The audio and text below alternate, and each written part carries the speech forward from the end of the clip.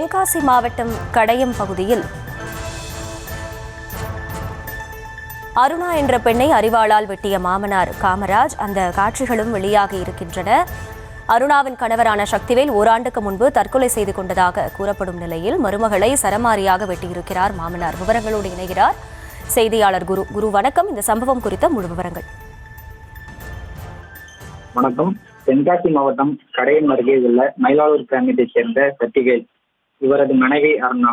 இவருக்கு ஒரு மகன் உள்ளார். கடந்த ஒரு வருடத்திற்கு முன்பு சக்திவேல் விஷம் அருந்தி இறந்துவிட்டார்.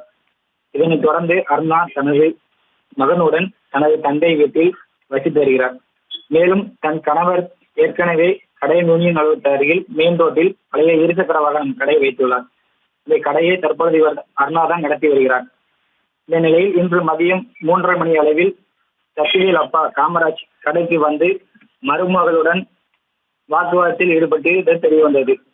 இந்த சம்பவத்தின் பொழுது திடீரென தனது மறைத்து வைத்த அருவாளை கொண்டு அருணாவை தலையில் மற்றும் கையில் சரமாரியாக வெட்டினார்.